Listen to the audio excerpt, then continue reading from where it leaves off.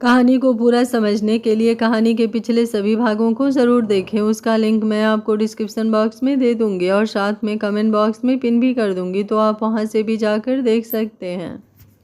आयत सोच रही थी कैसे प्यार किसी इंसान की ज़िंदगी को खुशियों से भर देता है, लेकिन फिर कुछ सोचते हुए उसकी मुस्कुराहट गायब हो गई और उसकी जगह कड़वाहट ने ले ली। तकरीबन 10 मिनट बाद उसने आयरा और सहर दोनों को खाना भी खिला दिया था और दूध भी पिला दिया था। अब उन दोनों को सुलाने की बारी थी। दृष्टि भी अब तक बाहर आ गई थी। वो आयरा की तरफ देखते हुए बोली, आओ बेटा, मैं तुम्हें सुला दूँ। आयरा जल्दी से बोली, नहीं नानी, मुझे सहर के साथ सोना है। सहर ने भी तुरंत आयरा को अपनी बाहों में कस लिया था। वो भी जल्दी से बोली, मम्मा, मुझे भी आयरा के साथ ही सोना है। उन दोनों की बातें सुनकर दृष्टि और आयत अब एक दूसरे की तरफ देखने लगे थे। आयत जानती थी कि दृष्टि उसके बारे में सोच रही है। आयत को अनकंफर्टेबल फील ना हो, इसलिए अब वो आयरा को लेने के लिए आगे भी आई, लेकिन आयत जल्दी से उसे रोकते हुए बोली, इट्स ओके आंटी, मैं इन दोनों को ऊपर अपने रूम में ले जाती हूँ और इन दोनों को अच्छे से सुला भी दूंगी, आप फिक्र मत कीजिएगा। दृष्टि जल्दी से बोली, लेकिन ऐसे कैसे, तुम्हें परेशानी? उसकी बात पूरी होने से पहले ही आयत बोली, मुझे कोई परेशानी नहीं होगी आंटी, आप फिक्र मत कीजिए। चलो बेटा, ये बोलकर उसने उन दोनों की तरफ देखा। वो दोनों तुरंत भागते हुए उसके पास आईं। आयत उन दोनों को लेकर सीढ़ियाँ चढ़ने लगी थी। वहीं दृष्टि सर्वेंट की तरफ देखते हुए बोली, तुम एक काम करो, दृश्यम के लिए खाना बनाकर रख देना और जब वो आ जाए तो मुझे उठा देना।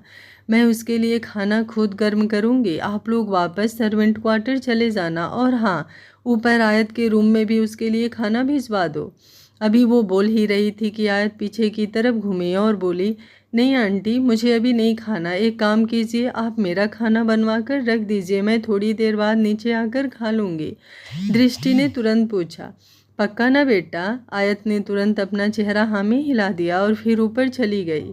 दृष्टि के होठों पर मुस्कुराहट थी। यही तो वो सुनना चाहती थी। अब उसे ना तो आयत के खाने की फिक्र थी और ना ही दृश्यम के खाने की, क्योंकि अब तो उसे दृश्यम के खाने के लिए उठने की ज़रूरत ही नहीं थी। आयत थी ना, वही अब दृश्यम को भी खाना खिलाने वाली थी और उसके साथ खुद भी खाने वाली थी। अब वो नील का डिनर करवाने के बारे में सोचने लगी। वहीं आयत और सहर को लेकर ऊपर आई और फिर उसने उन दोनों के कपड़े चेंज करवाए। आयरा को भी उसने सहर का नाइट सूट पहना दिया था। वो दोनों बिल्कुल सेम हाइट और सेम उम्र की थी, तो उन दोनों को एक दूसरे की चीज़ भी अच्छी तरह से फिट आ रही थी। आयत उन दोनों को लेकर बिस्तर पर लेट चुकी थी और फिर उन दोनों को उसने मस्त सी स्टोरी सुनाई, तो वो दोनों कुछ ही देर में गहरी नींद में चली गई थी। आयत ने अब सामने वाल क्लॉक की तरफ देखा, जहाँ पर रात के ऑलमोस्ट 9 बज गए थे। दृश्यम को आने में शायद अभी थोड़ा वक्त लगेगा, ये सोचकर उसने अपनी आंखें बंद कर ली थी, लेकिन कब आंखें बंद करते ही वो गहरी नींद में चली गई, उसे पता ही नहीं चला। और लगभग से आधे घंटे बाद रूम का दरवाज़ा खुला और दृश्यम अंदर की तरफ आया।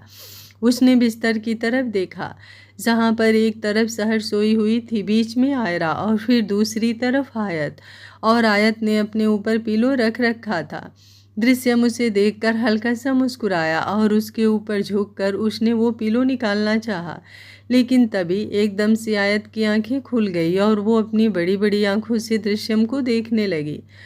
वहीं दृश्यम जल्दी से बोला, आई एम सो सॉरी, वो मैं बस तुम्हारे ऊपर से पिलो हटा रहा था, प्लीज़ मुझे गलत मत समझना। अभी वो बोल ही रहा था कि आयत अब अपनी जगह पर उठकर बैठी और बोली, इट्स ओके, मैं आपको कुछ कह नहीं रही हूँ, इसलिए आपको सफाई देने की ज़रूरत भी नहीं है। वो मैं सो नहीं रही थी, मैंने बस बच्चों को सुलाया था, लेकिन पता नहीं कैसी मुझे नींद आ गई। दृश्यम ने हैरानी से पूछा, क्यों, तुम्हें क्यों नहीं सोना था? आयत जल्दी से बोली, क्योंकि मुझे आपके लिए खाना गर्म करना था। जैसे ही उसने कहा, दृश्यम हैरान रह गया और आयत को भी अब समझ में आया कि उसने क्या ही बोल दिया। अब वो जल्दी से अपनी बात संभालते हुए बोली, वो एक्चुअली मैंने खाना नहीं खाया था, पर अब मुझे भूख लग रही है और अगर मैंने खाना नहीं खाया तो पूरी रात मुझे भूख ही लगती रहेगी, इसलिए मैं सोच रही हूँ कि पहले मैं नीचे जाकर खाना खा लूँ। आप भी अभी आए हैं ना, आपने भी तो अभी कुछ नहीं खाया होगा। एक काम करते हैं, हम दोनों ही खाना खा लेते हैं, मैं आपके लिए भी खाना गर्म कर दूँगी। ये बोलते हुए वो बड़ी चालाकी से अपनी बातों को छुपाने की कोशिश कर रही थी, लेकिन दृश्यम अब बहुत कुछ समझ चुका था। वो मुस्कुराकर बोला, ठीक है, तुम जाकर नीचे खाना गर्म करो, तब तक मैं कपड़े चेंज करके आता हूँ। आयत ने अपना चेहरा हाँ में हिलाया और फिर बिस्तर से उठकर तुरंत रूम से बाहर निकल गई। उसने अपने कपड़ों को ठीक कर लिया था और अब दृश्यम ने एक नज़र बेड की तरफ देखा जहाँ पर आयरा और सहर सोई हुई थी, और वो भी एक दूसरे से चिपक कर। दृश्यम उन दोनों की तरफ देखते हुए बोला, तो फिर फाइनली तुम दोनों की दोस्ती हो गई और काफ़ी प्यार भी उमड़ रहा है तुम दोनों में।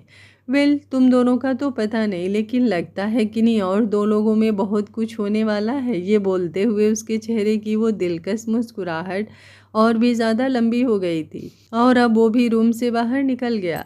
वो सीधा अपने रूम में गया जहाँ पर उसने अपने कपड़े चेंज किए और फिर जल्दी से नीचे की तरफ आया। नीचे आते ही उसने एक नज़र डाइनिंग टेबल की तरफ देखा जहाँ पर आधा खाना लगा हुआ था, लेकिन ना तो खाना अभी तक पूरी तरह से लगा था और ना ही आयत वहाँ पर थी। आयत को वहाँ पर आए हुए लगभग से 10 मिनट हो गए थे, इतने में खाना लग जाना चाहिए। ये सोचकर अब वो किचन की तरफ बढ़ गया। किचन में आते ही उसकी नज़र आयत पर गई जो गैस काउंटर पर खड़ी थी और गर्मा गर्म चपाती बना रही थी। उसे देखकर दृश्यम अब जल्दी से उसके पास आया और बोला, तुम दोबारा खाना क्यों बना रही हो? मॉम ने ऑलरेडी सब कुछ बनवा कर रखा होगा, वो मेरे लिए सब कुछ बनवा कर ही रखती हैं, और फिर एक सर्वेंट मुझे खाना गर्म करके दे देती है, तो तुम क्यों अलग से दोबारा खाना बना रही हो?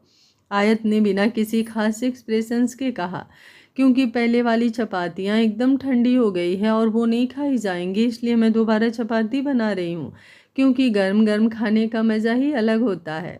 अभी वो बोल ही रही थी कि अचानक से उसकी 2 उंगलियां जली और उसके होठों से सिसकी निकल गई। दृश्यम ने तुरंत उसका हाथ अपने हाथ में लिया और फिर उसकी उन 2 उंगलियों की तरफ देखने लगा जिसके किनारे हल्के से जले थे, तो वहाँ पर स्किन काफ़ी लाल हो गई थी। वो अब उसकी उंगलियों पर अपने होठों से हवा छोड़ते हुए बोला, तुम्हें पता है तुम बिल्कुल मेरी मॉम की तरह हो, वो भी मुझे ठंडा खाना नहीं खाने देती, इसलिए मैं हमेशा उनसे कहता हूँ कि वो आराम से सो जाएं। मेरे लिए खाना सर्वेंट गर्म कर देगी, क्योंकि वो तो मुझे यूं ही सब कुछ गर्म करके दे देगी, लेकिन अगर मॉम मेरे लिए जगी रहेंगी तो वो दोबारा से सब बनाने लग जाएंगी। ये बोलकर एक बार फिर से उसने अपने होठों को गोल कर हवा आयत की उंगलियों पर छोड़नी शुरू की, लेकिन वो हवा सिर्फ आयत की उंगलियों पर नहीं बल्कि उसके चेहरे पर भी जा रही थी, और दृश्यम की बात सुनते हुए वो बस उसकी तरफ देख रही थी। अचानक से ही उन दोनों को कुछ जलने की स्मेल आई, तो पहले दृश्यम ने अपना नाक बार बार ऊपर खींचना शुरू किया और फिर आयत भी अजीब सा मुँह बनाने लगी। अगले ही पल उसे ख्याल आया कि उसने तवे पर रोटी सेकने के लिए रखी थी जो अब तक पूरी तरह से जल चुकी थी। उसने तुरंत दृश्यम के हाथ से अपना हाथ छुड़ाया और फिर यूं ही अपने हाथ से वो रोटी उठाने लगी, तो दृश्यम ने उसका हाथ जल्दी से पकड़ लिया और पहले गैस बंद किया और फिर उसकी तरफ देखते हुए बोला, तुम पागल हो क्या सेनोरिटा, जो इस तरह से रोटी उठाने की कोशिश कर रही हो? रोटी तो ऑलरेडी जल चुकी है, लेकिन अगर तुम यूं ही इसे हाथ लगाओगी तो तुम्हारा हाथ भी जल जाएगा, जो मैं बिल्कुल अफोर्ड नहीं कर सकता। उसकी बात सुनते हुए आयत बस उसकी तरफ देख रही थी और दृश्यम ने साइड में रखा हुआ चिमटा उठाया और उसने वो रोटी उतार कर साइड में रख दी और बोला, अब तुम जो चाहे कर सकती हो। उसकी बात सुनकर आयत ने गैस की तरफ देखा। उसने ऑलमोस्ट सारी रोटियां बना ली थी, बस एक ही बाकी थी और वो जल गई थी, लेकिन वो भी एक्स्ट्रा थी, तो उसे और रोटी बनाने की ज़रूरत नहीं थी। उसने अब सब कुछ समेटना शुरू किया। दृश्यम समझ गया था कि उसने सारी रोटियां बना ली है, तो अब वो चपाती बॉक्स उठाते हुए बोला, इसे मैं बाहर ले जाऊं? आयत ने अपना चेहरा हाँ में हिला दिया। दृश्यम एक बार फिर से बोला, तुम भी जल्दी आना। आयत ने अब एक बार फिर अपना चेहरा हाँ में हिलाया। दृश्यम मुंह बनाते हुए बोला, क्या बात है, लड़ते टाइम तो तुम्हारी जुबान बहुत लंबी चलती है, अब तुमसे जवाब भी ढंग से नहीं दिया जाता क्या? उसकी बात सुनकर आयत उसे घूरने लगी थी और दृश्यम अब तुरंत चपाती बॉक्स लेकर बाहर की तरफ चला गया। वो डाइनिंग टेबल पर बैठा और उसने अपनी और आयत की प्लेट लगानी शुरू की। जब तक आयत वहाँ पर आई तब तक वो अपनी और आयत दोनों के लिए खाना लगा चुका था। आयत मुस्कुराकर बोली, इम्प्रेसिव। दृश्यम झट से बोला, वो तो मैं हमेशा से ही हूँ, तभी तो लड़कियाँ मरती हैं मुझ पर, लेकिन मैंने कभी किसी पर ध्यान नहीं दिया। और अब अगर किसी पर ध्यान देना शुरू किया है तो वो मुझे बिल्कुल भाव नहीं देती। ये बोलते हुए उसकी नज़रें आयत पर गहरी हो गई थी। आयत ने अब बड़ी तिरछी नज़रों से उसे देखना शुरू किया और बोली, मेरे साथ फ्लर्टिंग कर रहे हो तुम? दृश्यम ने अपना लोअर लिप हल्का सा अंदर की तरफ दबा लिया और इस वक्त वो बहुत ज़्यादा अट्रैक्टिव लग रहा था। आयत भी अब आगे आकर बोली, अगर कर रहे हो तो बेशक से करते रहो, मुझे फ़र्क नहीं पड़ने वाला, पर तुम ज़रा संभल कर रहना, कहीं मेरे साथ फ्लर्टिंग करते करते मुझसे प्यार करना मत शुरू कर देना, क्योंकि मैं इन सब चीज़ों में बिलीव नहीं रखती। दृश्यम खाना खाते हुए बोला, अगर प्यार इतना सोच समझ कर होता तो बात ही क्या थी। प्यार तो प्यार है, इंसान सोचता रह जाता है और प्यार दिल के दरवाजे और खिड़कियां सब कुछ खोल कर रख देता है। फिर इंसान वो सब करता है जो उसने कभी बड़े प्राउड से कहा हो कि वो तो ये सब बिल्कुल नहीं करता। आयत ने अब कोई जवाब नहीं दिया और चुपचाप अपना खाना खाती रही, लेकिन उसके होठों पर मुस्कुराहट थी और दृश्यम भी अपना खाना खाते हुए उसकी तरफ देख रहा था। कुछ देर बाद उन दोनों का खाना खत्म हुआ और आयत ने उन दोनों की प्लेट उठाई। दृश्यम अपनी जगह से उठने लगा। आयत उसे रोकते हुए बोली, अभी आइसक्रीम ला रही हूँ मैं। दृश्यम वापस अपनी जगह पर आराम से बैठ गया और आयत वो बर्तन लेकर अंदर चली गई। उसने उन बर्तनों को डिशवाशर में रखा और फिर हाथ धोने के बाद फ्रिज की तरफ बढ़ गई। अब उसने एक कटोरी में आइसक्रीम ली और बाहर आ गई। जैसे ही उसने आइसक्रीम की कटोरी दृश्यम के आगे रखी, दृश्यम बोला, तुम्हारी आइसक्रीम कहाँ है? डोंट यू डेयर टू से कि तुम ये आइसक्रीम सिर्फ अपने लिए लाई हो, मेरे लिए नहीं लाई और मुझे अपने लिए खुद लानी होगी। उसकी बात पूरी होती उससे पहले ही आयत ने सामने से 2 चम्मच उठाया और उन्हें कटोरी में रखते हुए बोली, ये हम दोनों के लिए है। दृश्यम चौंकते हुए बोला, तुम मेरे साथ आइसक्रीम शेयर करोगी? सीरियसली? आयत ने अपना चेहरा हाँ में हिलाया। उसके होठों पर हल्की हल्की मुस्कुराहट थी। दृश्यम बड़ी ही अदा से बोला, आज से पहले मुझे अपनी किस्मत पर इतना ज़्यादा नाज कभी नहीं हुआ था। आयत उसे घूरते हुए बोली, अब बातें ही करते रहोगे या फिर आइसक्रीम भी खाओगे? वरना मैं सारी अकेले खा जाऊंगी और आपको फिर अपने लिए खुद से ही आइसक्रीम लानी पड़ेगी, मैं नहीं लेकर आऊँगी। उसकी बात सुनकर दृश्यम ने जल्दी से आइसक्रीम खाना शुरू किया और आयत भी अपनी आइसक्रीम एंजॉय कर रही थी। कुछ मिनट बाद उनकी आइसक्रीम फिनिश हो गई तो आयत ने वो कटोरी अपने हाथ में ली और फिर अपनी जगह से उठी। दृश्यम ने अचानक से ही उसका हाथ पकड़कर उसे रोक लिया। आयत ने सवालिया नज़रों से उसे देखा और दृश्यम अपनी जगह से उठा। उसने अपना हाथ आयत के चेहरे की तरफ बढ़ाया और फिर उसके होठों के नीचे लगी हुई आइसक्रीम को अपने अंगूठे से साफ करते हुए बोला, कुछ नहीं। आयत की धड़कनें तो जैसे एक पल के लिए रुक ही गई थी, उसके रोंगटे खड़े हो गए थे और दृश्यम ने अब अपना अंगूठा हल्का सा अपने होठों में दबाया और फिर वहां से दूसरी तरफ चला गया। आयत अपनी जगह पर खड़ी थी और ऐसा लग रहा था जैसे अभी भी उसे दृश्यम का अंगूठा अपने होठों के नीचे महसूस हो रहा हो। एक पल के लिए उसकी आंखों के सामने वो पल घूमने लगे थे जब दृश्यम ने उसे पानी पूरी की स्टॉल पर किस किया और उसके पूरे बदन में एक करंट सा दौड़ गया। आयत ने आइसक्रीम का कटोरा किचन में वापस रखा और फिर किचन से बाहर आई। उसकी नज़रें अब दृश्यम को ढूंढ रही थी। तभी उसे एक तरफ से आवाज़ आई, अगर तुम्हारा वॉक करने का मन है तो मेरे साथ बाहर आ सकती हो। आई मीन मुझे खाने के बाद वॉक करना अच्छा लगता है। उसकी बात पर आयत ने एकदम एक्सप्रेशनलेस होकर कहा, नहीं, मैं काफ़ी ज़्यादा थक गई हूँ, इसलिए अपने रूम में जाकर सोना चाहती हूँ। आप कीजिए वॉक और फिर उसके बाद आराम से सो जाइएगा। Good night. ये बोलकर वो चुपचाप सीढ़ियाँ चढ़ती हुई अपने रूम में चली गई और दृश्यम बस उसे जाते देखता रह गया। उसका बहुत मन था कि वो आयत के साथ बाहर गार्डन एरिया में वॉक करने जाए, लेकिन आयत तो अब अपने रूम में भी चली गई थी। दृश्यम ने एक नज़र बाहर की तरफ देखा। उसका भी वॉक करने का मन था, लेकिन सिर्फ आयत के साथ, और अब वो यूं ही चुपचाप सीढ़ियाँ चढ़ते हुए अपने रूम में आया और फिर जाकर आराम से बेड पर लेट गया, लेकिन उसकी आंखों के सामने आयत का चेहरा ही घूम रहा था। वो एक गहरी सांस लेकर बोला, क्या हो तुम सेनोरिटा? क्यों तुम कभी कभी मेरी समझ से बाहर हो जाती हो? एक पल में तो तुम एकदम नर्म हो जाती हो जैसे कोई सॉफ्ट सी आइसक्रीम, और दूसरे ही पल तुम एकदम पत्थर दिल बन जाती हो। क्या चला जाता तुम्हारा अगर तुम मेरे साथ बाहर वॉक करने चली जाती? लेकिन नहीं, यही तो है आयत सिंघानिया जो सामने वाले की उम्मीद पर एक पल में पानी फेर दे। ये बोलकर वो हंसा और फिर उसने अपनी आंखें बंद कर ली। कुछ ही देर में वो नींद में जा चुका था। वहीं दूसरी तरफ आयत बिस्तर पर लेटी हुई थी और इधर उधर करवट ले रही थी। पता नहीं क्यों, लेकिन उसे नींद नहीं आ रही थी। कुछ देर बाद वो अपनी जगह से उठी और बालकनी की तरफ आई। उसने बाहर आकर गार्डन एरिया में देखा, ये सोचकर कि शायद दृश्यम अभी भी वहाँ पर वॉक कर रहा होगा। लेकिन दृश्यम वहाँ पर नहीं था। वो वहाँ पर होता भी कैसे? आयत के इनकार के बाद उसका वहाँ पर आने का बिल्कुल मन नहीं था। कुछ पल यूं ही आयत वहाँ पर खड़ी रही और फिर बेड पर वापस आ गई। बेचैनी अभी भी उसे महसूस हो रही थी, लेकिन तकरीबन 10-15 मिनट बाद वो भी गहरी नींद में जा चुकी थी। अब सुबह का वक्त लगभग से 7 बजे। दृश्यम बाहर गार्डन एरिया में एक्सरसाइज कर रहा था और बार बार उसकी नज़रें आयत की बालकनी की तरफ जा रही थी, लेकिन आयत बालकनी में आई ही नहीं। उसने जल्दी से सहर को शावर दिलाया और फिर उसे कपड़े पहनाए। उसने आयरा के कपड़े भी ऊपर अपने रूम में मंगवा लिए थे, जो उसकी यूनिफॉर्म वगैरह थी, और अब वो उसे भी रेडी कर रही थी। सहर और आयरा आपस में खिलखिलाकर हंस रही थी। आयत उन दोनों की तरफ देखते हुए बोली, अब तुम दोनों अच्छे से ब्रेकफास्ट करोगी, वरना आज से मैं तुम दोनों को एक दूसरे के साथ नहीं सोने दूंगी। अगर तुम दोनों अपना ब्रेकफास्ट, लंच और डिनर अच्छे से फिनिश करोगी, तभी तुम रात को एक दूसरे के साथ सो पाओगी, वरना दोनों को अलग अलग सुलाऊंगी। उसकी धमकी सुनकर आयरा और सहर दोनों ने अपना चेहरा हाँ में हिला दिया। अच्छे से उन्हें रेडी करने के बाद आयत उन्हें नीचे लेकर आई। 8 बजे के आसपास उन दोनों को स्कूल के लिए निकलना था। तभी दृश्यम अंदर की तरफ आया।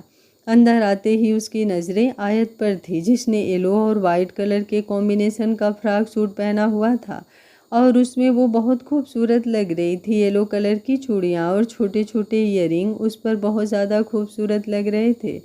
दृश्यम हमेशा अपने रूम में जाकर अपना प्रोटीन शेक पीता था, लेकिन आज वो वहीं हाल में खड़ा हुआ और फिर एक सर्वेंट की तरफ देखते हुए बोला, मेरा प्रोटीन शेक। वो सर्वेंट भी हैरानी से उसकी तरफ देखने लगी। दृश्यम तुरंत बोला, ऐसे मेरे चेहरे को क्या देख रही हो? मुझे पहली बार देखा है क्या तुमने? अरे प्रोटीन शेक मांग रहा हूँ अपना, देना है तो दो, वरना मैं जाऊँ यहाँ से।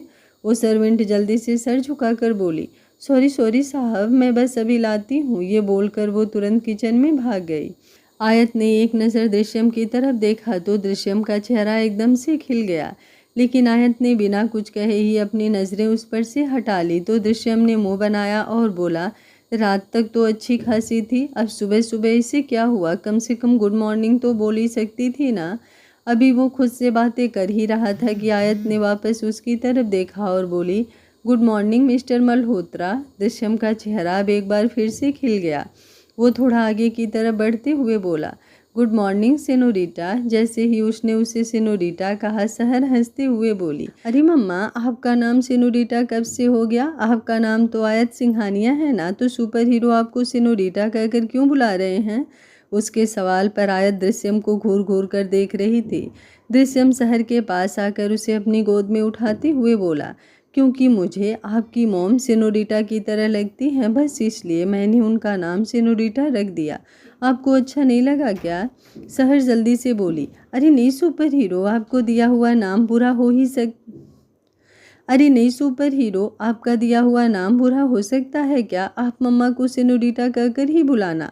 आयत ने एक गहरी सांस ली और बोली, आपकी सुपर हीरो मुझे किस नाम से बुलाएंगे और किस नाम से नहीं, वो मैं देख लूँगी। आप चुपचाप नीचे बैठो और ब्रेकफास्ट करो। आयरा, आप बताओ आप क्या खाओगे? पहले सैंडविच दूँ या फिर पोहा?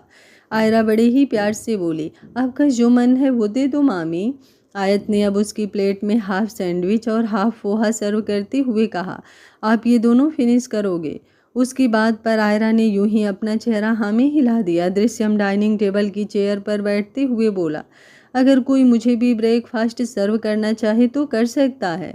आयत ने उसे घूरते हुए पूछा, ब्रश किया है आपने? दृश्यम जल्दी से बोला, ब्रश करने की क्या ज़रूरत है, मैं यूं ही ब्रेकफास्ट कर सकता हूँ।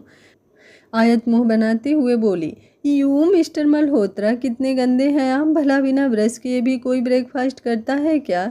दृश्यम ने हल्का सा मुंह बनाया और फिर अपनी जगह से उठकर आयत के थोड़ा करीब आया। आयत अपने हाथों से आयरा और शहर को खिलाने में बिजी थी। वो फिलहाल अपनी जगह पर खड़ी थी और दृश्यम बिल्कुल उसके पीछे आकर खड़ा हुआ।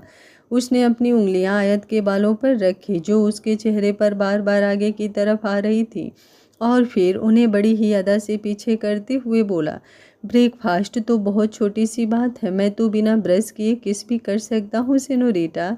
उसकी बात पर आयत का दिल जोरों से धड़क उठा था। वो हैरानी से दृश्यम की तरफ देख रही थी और दृश्यम जल्दी से बोला, वो तुम्हारे बाल बार बार तुम्हें डिस्टर्ब कर रहे थे तो सोचा साइड कर दूँ। ये बोलकर वो पीछे की तरफ हो गया और तभी वो सर्वेंट उसके लिए प्रोटीन शेक लेकर आई। अब उसने प्रोटीन शेक का ढक्कन खोलते हुए उसे पिया और फिर अपने होठों पर अपनी जीभ को गोल गोल घुमाते हुए बोला, वैसे मैं झूठ नहीं बोल रहा था, मैंने कभी बिना ब्रश किए किस एक्सपीरियंस तो नहीं की है, लेकिन शायद अब जल्द ही करने वाला हूँ। ये बोलकर उसने अपना लोअर लिप हल्का सा अंदर की तरफ दबाया। आयत अपनी बढ़ती हुई धड़कनों के साथ उसकी तरफ देख रही थी और वो बस उसकी तरफ देखती रह गई, जबकि दृश्यम अब अपना प्रोटीन शेक एंजॉय करते हुए ऊपर अपने रूम की तरफ चला गया था। सर्वेंट ने आयत की तरफ देखते हुए पूछा, आपको कुछ चाहिए क्या छोटी मालकिन? जैसे ही उसने सवाल किया, आयत एकदम से होश में आई और फिर तुरंत अपना चेहरा नामे हिलाकर बोली, कुछ नहीं चाहिए। ये बोलकर उसने अपना चेहरा झुका लिया था और वापस शहर और आयरा को खिलाने लगी थी। लेकिन कुछ पलों बाद उसकी नज़रें खुद ब खुद दृश्यम के रूम की तरफ जा रही थी। कुछ देर बाद आयरा और शहर दोनों का ब्रेकफास्ट हो चुका था और आयत ने उन दोनों के टिफ़िन भी पैक करवा दिए थे। उसने उन दोनों का बैग भी अच्छे से पैक कर दिया था, लेकिन अब उसे समझ नहीं आ रहा था कि वो आयरा को स्कूल कैसे ड्रॉप करे, क्योंकि ना तो उसे उसके स्कूल के बारे में कुछ पता था और ना ही उसे ये समझ में आ रहा था कि वो आयरा को अपने साथ कैसे लेकर जाए, क्योंकि वो तो कैब में जाने का सोच रही थी। शहर को वो हमेशा कैब से ही ड्रॉप करती थी, पर तभी दृश्यम सीढ़ियाँ उतरते हुए नीचे आया। अब वो पूरी तरह से रेडी हो चुका था और जैसे ही वो नीचे आया वो शहर और आयरा की तरफ देखते हुए बोला, चलो मैं तुम दोनों को स्कूल ड्रॉप करने चलूं? आयत उसकी बात सुनकर हैरान रह गई। वो जल्दी से बोली, लेकिन अभी तो आपने ब्रेकफास्ट भी नहीं किया है मिस्टर मल्होत्रा, और आप दोनों को एक साथ स्कूल कैसे ड्रॉप करने जाएंगे? आप एक काम कीजिए, आप ब्रेकफास्ट कर लीजिए और उसके बाद आप आयरा को स्कूल ड्रॉप कर दीजिएगा। शहर को स्कूल ड्रॉप करने मैं चली जाती हूँ। उसकी बात पूरी होती उससे पहले ही दृश्यम बोला, इट्स ओके, मैं अपना ब्रेकफास्ट देख लूँगा, लेकिन इन दोनों को स्कूल ड्रॉप मैं ही करूँगा, और अगर तुम्हें मेरे साथ चलना है तो चल सकती हो। आयत को समझ नहीं आ रहा था कि वो क्या ही करे। उसे बच्चों को स्कूल ड्रॉप करने भी जाना था और उसे दृश्यम के ब्रेकफास्ट की भी टेंशन हो रही थी। वो जल्दी से बोली, आप एक काम कीजिए, आप इन दोनों को बाहर लेकर चलिए, मैं बस 1 मिनट में आती हूँ।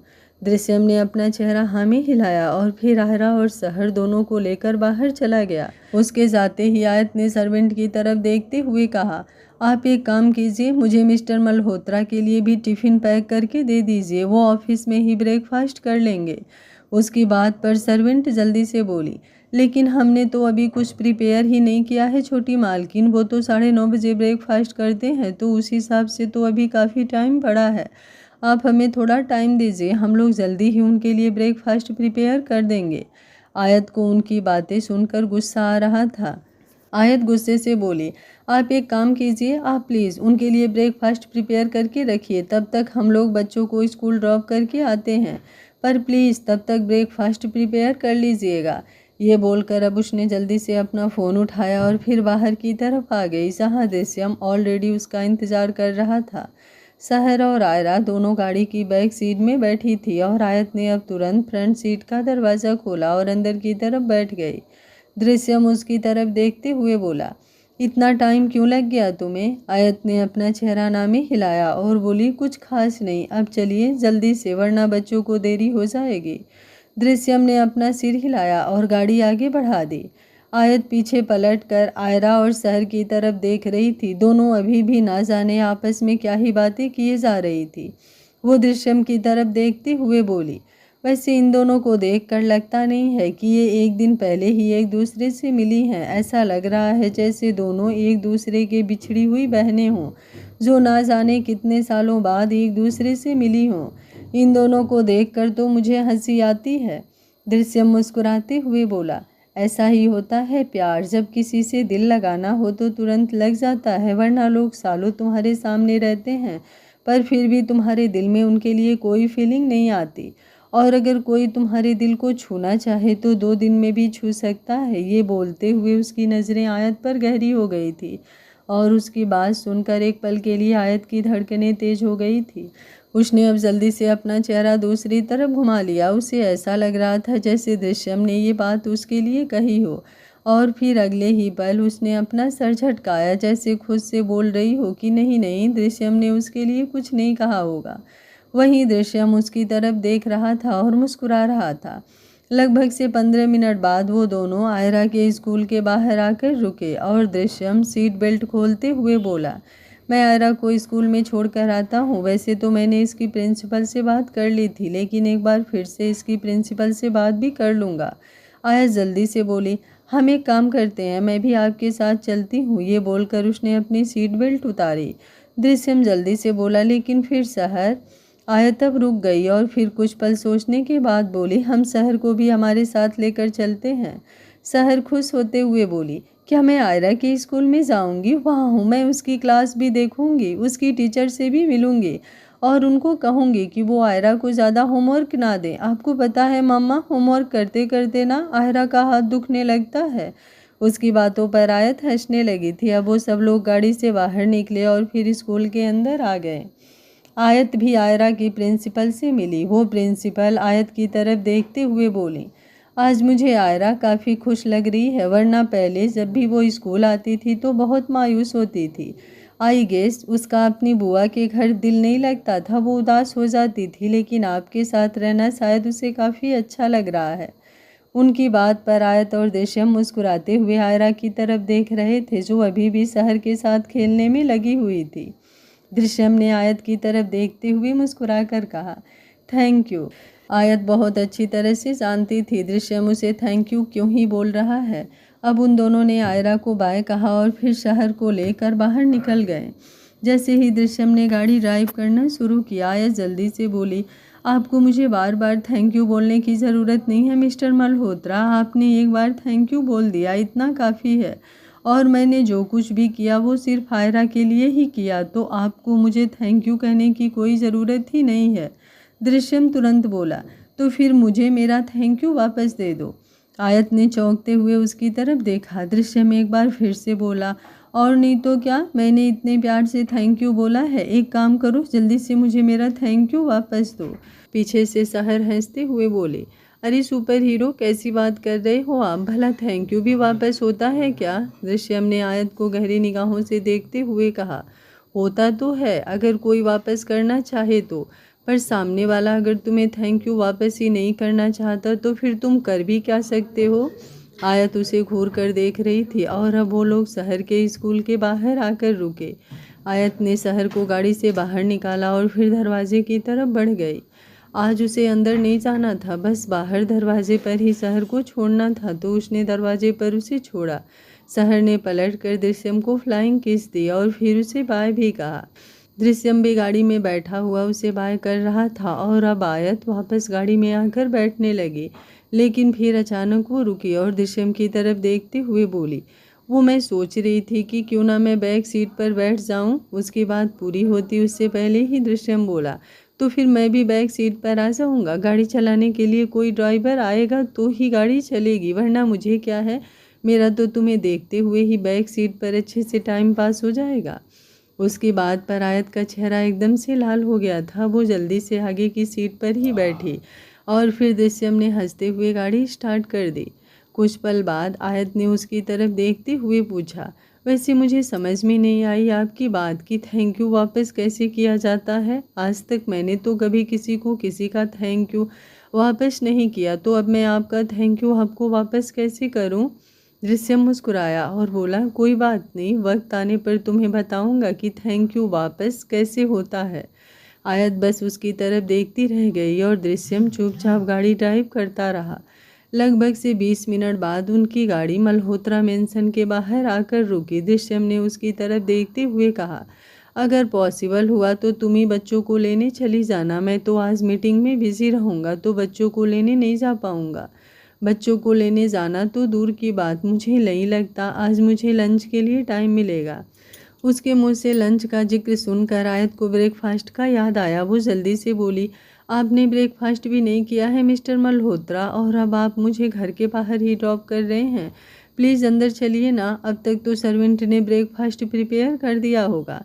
दृश्यम तुरंत बोला, अभी मेरे पास टाइम नहीं है सेनोरिटा, मुझे 10 बजे एक मीटिंग में पहुंचना है और फिर 10:30 बजे मैं फ्री हो जाऊंगा। लेकिन फिर 11 बजे मेरी दूसरी मीटिंग है, तो मेरे पास अब यहाँ रुकने का बिल्कुल भी टाइम नहीं है। उसकी बातें आयत गौर से सुन रही थी। उसने अपने हाथ में बंधी हुई घड़ी में देखा, जहाँ पर 10 बजने में सिर्फ 20-25 मिनट बाकी थे और दृश्यम को ऑफिस भी पहुँचना था, तो उसके पास सच में टाइम कम था। उसने अब कुछ नहीं कहा और चुपचाप गाड़ी से बाहर निकल गई। लेकिन अभी वो गाड़ी के पास ही खड़ी दृश्यम को देख रही थी। वहीं दृश्यम ने गाड़ी का विंडो डाउन किया और फिर उसकी तरफ देखते हुए बोला, वैसे एक बात बताओ, क्या तुम मुझे मिस करोगी? उसके सवाल पर आयत की हार्ट बीट जैसे एक पल के लिए स्किप हो गई थी। उसे खुद समझ नहीं आ रहा था कि वो दृश्यम को क्या जवाब दे। और दृश्यम हंसा और बोला, अगर करो तो बताना ज़रूर, बाय, अब मैं चलता हूँ। ये बोलकर उसने विंडो वापस ऊपर किया और फिर वहाँ से आगे बढ़ गया। आयत अपनी जगह पर खड़ी रह गई थी और अब उसकी धड़कनें काफ़ी ज़्यादा तेज़ थी। आयत के कानों में दृश्यम की कही हुई बातें गूंज रही थी और फिर अचानक से वो होश में आई और तुरंत अंदर की तरफ आई। अंदर जाकर वो सीधा किचन में गई, जहाँ पर ब्रेकफास्ट ना सिर्फ प्रिपेयर हो चुका था बल्कि नील और दृष्टि तो डाइनिंग टेबल पर बैठे ब्रेकफास्ट कर भी रहे थे। आयत सर्वेंट की तरफ देखते हुए बोली, आप जल्दी से मुझे टिफ़िन बॉक्स दीजिए, मुझे मिस्टर मल्होत्रा के लिए टिफ़िन पैक करना है। दृष्टि जो अभी अभी किचन के दरवाजे पर आकर खड़ी हुई थी, वो उसकी बात सुनकर हैरान रह गई। आयत अब अपनी बात पूरी करते हुए बोली, मैं नील अंकल को उनका टिफ़िन दे दूंगी, वो दोनों एक ही तो ऑफिस में हैं, वहाँ पर वो मिस्टर मल्होत्रा को टिफ़िन दे देंगे। उसकी बात सुनकर दृष्टि तुरंत बाहर की तरफ आई। नील अभी अभी डाइनिंग टेबल से उठा था। दृष्टि ने अब तुरंत साइड में रखा हुआ उसका ब्लेज़र उठाया और फिर जल्दी से उसे पहनाकर उसका हाथ पकड़कर उसे बाहर की तरफ लेकर आई और फिर बोली, जल्दी निकलिए यहाँ से। नील हैरानी से बोला, अरे क्या कर रही हो बच्चे, मुझे कम से कम। उसकी बात पूरी होती उससे पहले ही दृष्टि बोली, आप मुझे यहाँ पर बच्चे बच्चे करते रह जाओगे और वहाँ पर मेरे बच्चे के बच्चे नहीं होंगे। आप प्लीज़ जल्दी यहाँ से जाइए, अभी इसी वक्त यहाँ से जाइए, आपको मेरी कसम। ये बोलकर उसने तुरंत नील का गाल चूम लिया और नील हैरानी से उसकी तरफ देखता रह गया। अब भला वो दृष्टि की कसम कैसे ही तोड़ सकता था। वो तुरंत अपनी गाड़ी में बैठकर वहाँ से निकल गया। ये तो शुक्र है दृष्टि ने उसका फ़ोन उठा लिया था, वरना वो तो दृष्टि की कसम के बाद अपना फ़ोन तक अंदर से नहीं मंगवाता। उसके जाने के बाद दृष्टि ने राहत की एक गहरी सांस ली और फिर अंदर की तरफ घूमी। सामने ही उसकी नज़र आयत पर गई, जो अपने हाथ में टिफ़िन लेकर खड़ी थी। वो दृष्टि की तरफ देखते हुए बोली, क्या नील अंकल चले गए? लेकिन मुझे तो। इसके आगे वो कुछ कहती उससे पहले ही दृष्टि ने अपने सिर पर अपना हाथ रखा और बोली, मुझे तो चक्कर आ रहे हैं, मुझे रेस्ट की ज़रूरत है। मुझे नहीं पता कौन कहाँ है और कहाँ नहीं, बस मुझे मेरे रूम में कोई छोड़ दो। ये बोलते हुए वो ऐसे बिहेव करने लगी थी जैसे उसे सच में चक्कर आ रहे हों, और ऐसे में आयत उसे दृश्यम के लिए टिफ़िन देकर कैसे ही भेज सकती थी। आयत हैरानी से दृष्टि की तरफ देख रही थी, जो ऐसे प्रिटेंड कर रही थी जैसे उसे चक्कर आ रहे हों, और अब वो अंदर की तरफ बढ़ रही थी। आयत ने जल्दी से आकर उसे संभाला और फिर एक सर्वेंट को जल्दी से आवाज़ लगाकर बुलाया। वो सर्वेंट जैसे ही उन दोनों के पास आई, आयत जल्दी से बोली, आप एक काम कीजिए, आंटी को संभालिए, मैं अभी डॉक्टर को कॉल। उसकी बात पूरी होती उससे पहले ही दृष्टि बोली, नहीं नहीं, डॉक्टर को कॉल करने की कोई ज़रूरत नहीं है, मेरे पास मेरी दवा है, मैं मेरी दवा ले लूँगी, तुम अपना काम करो। ये बोलकर उसने तुरंत सर्वेंट का हाथ जोरों से दबाया तो सर्वेंट भी चिल्ला उठी। उसने दृष्टि को हैरानी से देखा तो दृष्टि ने उसे घूरना शुरू किया। अगले ही पल वो सर्वेंट जल्दी से बोली, हाँ हाँ, वो बड़ी मालकिन को कभी कभी ऐसे ही चक्कर आ जाते हैं, डॉक्टर को बुलाने की कोई ज़रूरत नहीं होती। हमें ऑलरेडी पता है कि इन्हें कौन सी दवाई देनी है, आप फिक्र मत कीजिए, मैं दवाई दे दूंगी। ये बोलकर वो जल्दी से दृष्टि को अंदर की तरफ ले गई और आयत बद दृष्टि को जाते देखती रह गई। वो खुद से बोली, बेशक से आंटी के पास दवाई होगी, लेकिन मुझे आंटी के पास रहना चाहिए। मैं तो ये टिफ़िन देने नहीं जा पाऊंगी, तो अब मैं क्या करूं? कैसे ये टिफ़िन मिस्टर मल्होत्रा तक पहुंचाऊं? वैसे भी उनके पास बहुत कम टाइम है, फिर वो मीटिंग में बिजी हो जाएंगे। ये सोचते हुए वो अपना दिमाग चला रही थी और तभी उसकी नज़र दूसरी सर्वेंट पर गई जो वहाँ पर क्लीनिंग का काम कर रही थी।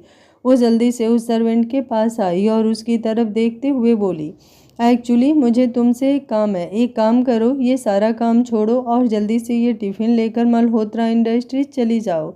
ये टिफ़िन तुम्हें मिस्टर मल्होत्रा दृश्यम को देना है।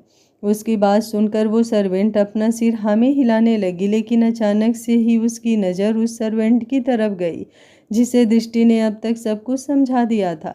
उसने तुरंत अपना चेहरा नामे हिलाकर उसे इशारा किया तो वो सर्वेंट आयत की तरफ देखते हुए बोली, सॉरी छोटी मालकिन, मेरा मतलब है मैडम, लेकिन मैं आपका ये काम नहीं कर पाऊंगी। वो क्या है ना कि मुझे सफाई का काम ही समझ में आता है। वो ऑफिस इतना बड़ा है, मैं तो अगर उसमें गई तो गुम ही हो जाऊंगी, इसलिए आप ये काम किसी और को दे दीजिए।